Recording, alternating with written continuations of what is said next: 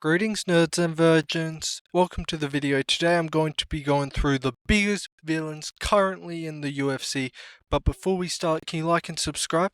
I'm getting views, but I want some subscribers as well since I'm building a community here, so please subscribe to hop on the shadow train. Choo choo, hop on the shadow train. But yeah, so just so you guys are clear, this is only current villain fighters. I'm not going to include retired villains on this list like Josh Koscheck, Chael Sonnen, and Tito Ortiz.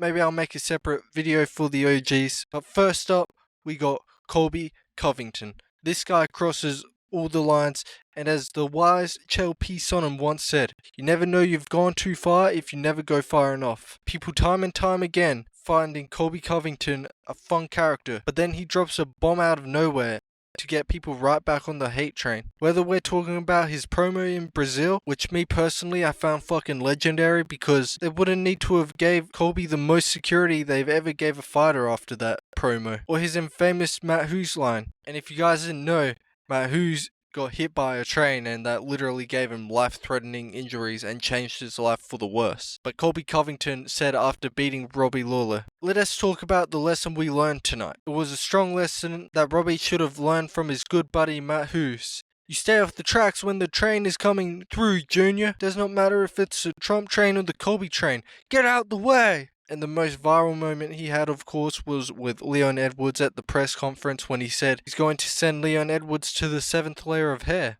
He got so fucking pissed off he fucked his lineup that he ended up saying, I'm bringing you to the 7th layer of hell. We'll say what's up to your dad while we're there. And for those who don't know, Leon Edwards' father died from gang violence when Leon was only 13 years old. So yeah, it's clear to see there's no line with Colby, which to his credit, we certainly can't call him a sheep. But next up, we got Jon Jones. I mean, Colby is more of a gimmick, but this guy, Jon Jones, he's a straight up sociopath who, I believe in his own mind, he doesn't find himself a villain, but all of us know from the outside watching in, no, he's a manipulative psychopath. He tries to get us fans to believe he's a genuine good person, but from beating his wife, to taking steroids, to hitting a pregnant lady and fleeing the scene, to acting civil in a digital face-off with DC, and then when the cameras are off saying, hey pussy, are you still there? This guy is the most unaware villain in history. He literally backstabbed his mentor Rashad Evans because he knew he could beat him. Jon Jones and Rashad made a vow to never fight each other in private. Just for Jon Jones to go on an interview and say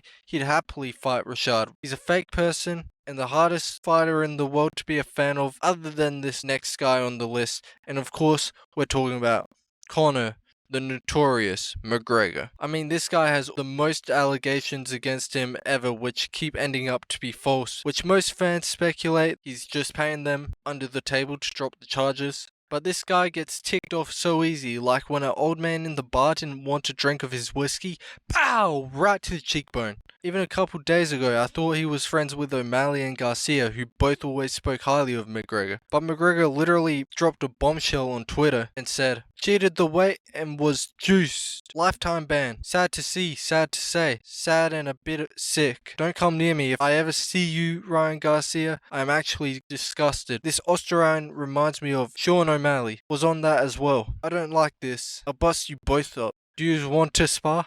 I'll set flights right now for you both to do a full-on spar each. Hotel Black Forge Inc. The lot. Let's spar O'Malley and Garcia. Two little Australian heads. I ride yous both like yous are ostriches. What the fuck is up? What do you think you are at? You then even... He then... Jesus, I'm having a stroke reading this, but he then even goes more crazy and says, if I was Haney's dad, you're dead no matter what for doing that. Crazy. What the fuck happened to you? You little fool.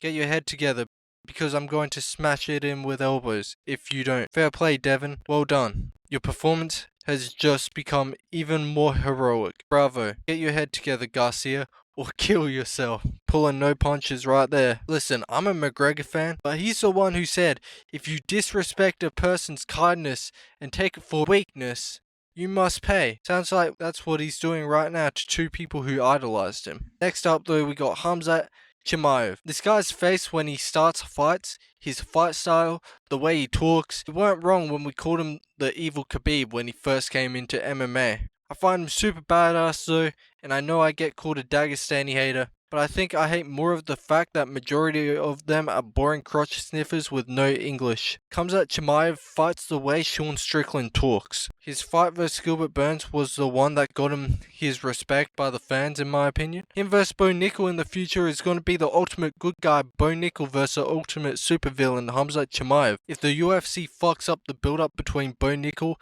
and Khamzat and don't read the room, they literally need to portray Khamzat as the bad guy and Bo Nickel as a good guy. Now that'll sell. But the next supervillain we got is Ian Gary, who gained hatred by being a McGregor ripoff and a cock.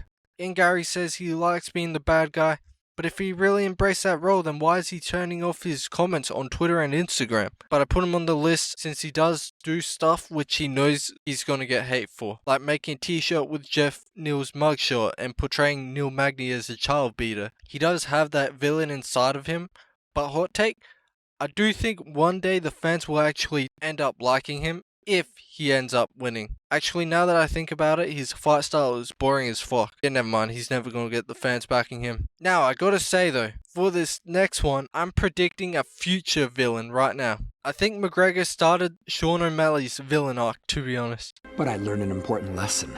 You can't count on anyone. Like how that kid from Incredibles villain arc started. When his idol fucked him over, I think O'Malley's gonna have the same type of villain arc story. Especially if he loses to Merab. Like when these big star lose fights they're expected to lose, they spiral out. Just look at McGregor when he lost to Khabib, and Ryan Garcia when he lost to Tank Davis. I predict Sean O'Malley's villain arc coming soon. But let me know some villains in the UFC in the comments below. I know I missed a lot of names. So whoever lists the most villains currently fighting in the UFC, I'll pin their comment. But yeah, I'll see you at the top! Hey, you tried to break me, but you couldn't tear me apart. I've got a fire inside, gonna ignite and restart. I'm rising up higher than before. With every step I take, I'm closing in on the score.